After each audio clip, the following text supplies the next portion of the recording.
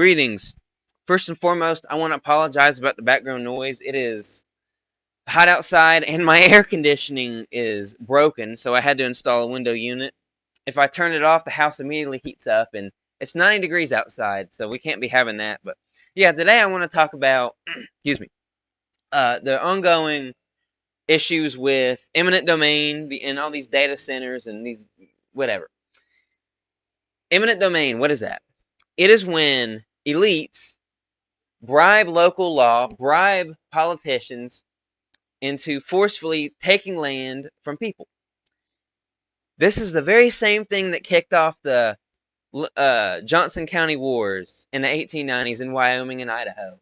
This is the very same thing that kicked off the Civil War when John Brown was coming and destroying farms and killing farmers, forcing us in the South to enter a battle that we frankly just had really no reason otherwise to be a part of.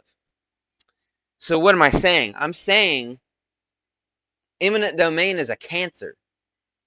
These data centers are harmful to the environment. They take up all the water, they take up all the power, and the crazy part is we're vaguely told what exactly they do. Like, we're told it's AI. Of course it's AI, because Silicon Valley wants to replace humans with AI. That is their ultimate goal. Silicon Valley and the WEF are behind all of this. They couldn't fool us with climate change. They couldn't fool us with any other rhetoric. So what are they doing? They're taking our land and they're building data centers with AI. We're not falling for their it's too expensive to have a family, so this is how they're going to take us out.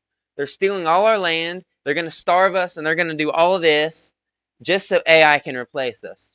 That is their goal. Because we the people aren't falling for their crap. Now, there's a good amount of people that are, and there's unfortunately a lot of farmers that cowered and bended. And here's the rotten deal. To the farmers that did bend and sold their property, they were given not even 1/3 of what they were promised.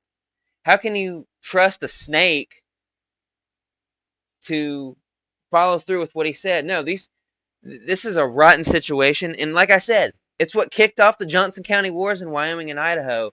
You heard of a man named Nate Champion. Nate Champion, in my opinion, is one of the bravest men in history. Single-handedly stood up to this tyranny. And nowadays, they're not gonna stop until they have all of our land. That they won't stop until we're all poor, destitute, and starving to death.